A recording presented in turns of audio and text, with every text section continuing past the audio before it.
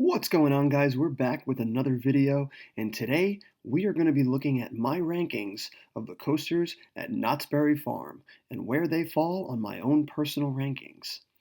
Before we begin, let me remind you guys that I do not rank anything outside of my top 100, so if you don't see a ranking for a certain coaster, then it unfortunately did not make the list. Starting us off at number 9 is Coast Rider, a steel wild mouse coaster from Mack Rides. I don't really have much to add to this Wild Mouse ride that I haven't said about all Wild Mouse rides. Some are tolerable, few are good, most are ass. This one fell more towards the ass category, as this ride seemed to have it out for my shins, and each turn and dive took insidious glee in destroying my knees. A one and done credit. Next. At number 8 is the steel motorbike coaster Pony Express. Built by Zamperla, it is the first motorbike coaster to reach the States, which may explain why it's so drab and uninspiring.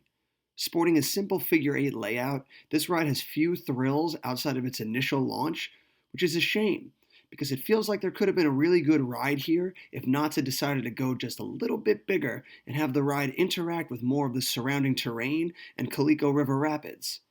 Unfortunately, none of this came to pass, and we were left with a forgettable launch coaster tucked in the back of the park. Up next at number 7 is Jaguar, the Steele Jr. family coaster by Cedar, and this ride is fine. It's not great, but it's far from the worst. It's very scenic with some nice views of the park, and you get that nice little moment where you go through Montezuma's Loop, and that's pretty much it. For a kid, you'll get a lot of enjoyment out of this ride, but for most of us older enthusiasts, it's another one and done. Number 6 is the Camp Snoopy standout Sierra Sidewinder, a steel spinning coaster by Mack Rides, and where they floundered on Coast Rider, they excelled here. Sidewinder is a neat little ride with some good spins and decent forces on some of the helixes. I was super surprised by the forces on some of those turns. Super fun, and a good addition for the youngsters slowly looking to conquer bigger thrills than Pony or Timberline Twister. At number 5 is Montezumas Revenge, a shuttle loop coaster from Schwarzkopf, which I have no footage of since it was closed on my last visit, so enjoy this picture. I did, however, get a few rides on it in 2004, and even having not ridden it in 16 years, the memory of those rides live on to gift this ride the position of 5th place. The launch was great, and the forces on those Schwarzkopf loops are legendary. This is a great ride from our past that shows us how far we've come throughout the decades. I hope this ride and rides like these hang around for many more years to come. Number 4 is the first hydraulically launched coaster, Accelerator. Made by Intamin and unleashed on the public in 2002, this was the premier ride that proved what was possible with a hydraulic catapult, and the results were incredible. That launch is epic, and even though it is a snail compared to its taller cousins, it still manages to feel crazy forceful as it jettisons you out of the station into a beautiful top hat that gives sublime views of the surrounding neighborhoods and distant mountains.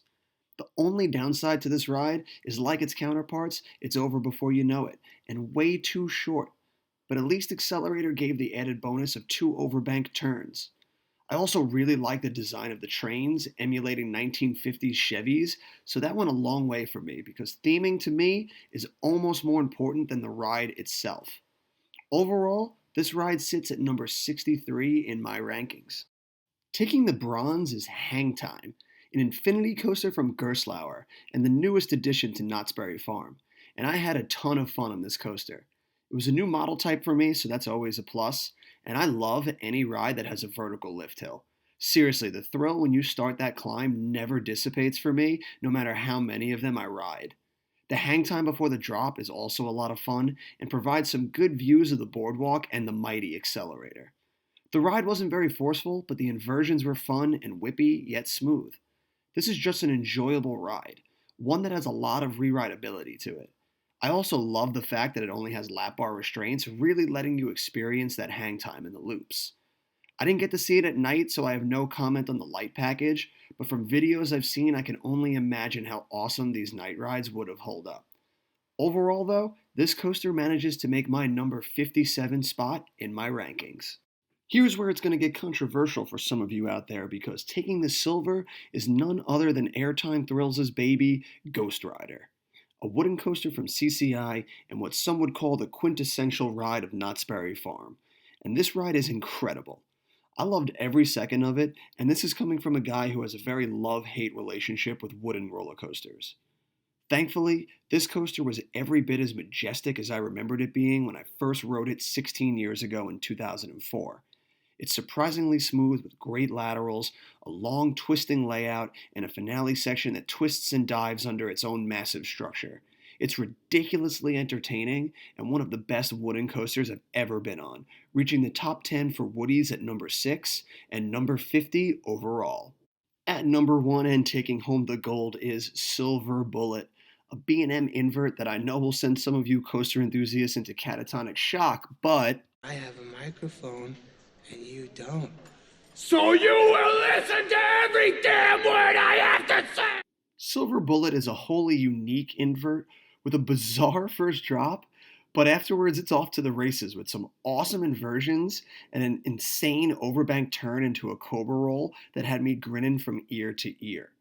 I also love the finale that flung you from a corkscrew into a helix over the waterfront. That was super cool. The theming wasn't great, but there's very few B&Ms I've been on where theming is the name of the game. RIP Dueling Dragons. But I'm a sucker for inverted coasters, and while this ride falls in the middle of the pack as far as inverts go at number 7, it hits an overall ranking of 45. And it was enough here to be the standout attraction for me in a uniquely vibrant park with some serious thrills. And that's our show. Thank you for watching. If you enjoyed this video, don't forget to hit that subscribe button. Drop a line in the comments. I want to know what your rankings for the park are and what coaster you'd like to see here next. And until next time, adventure on.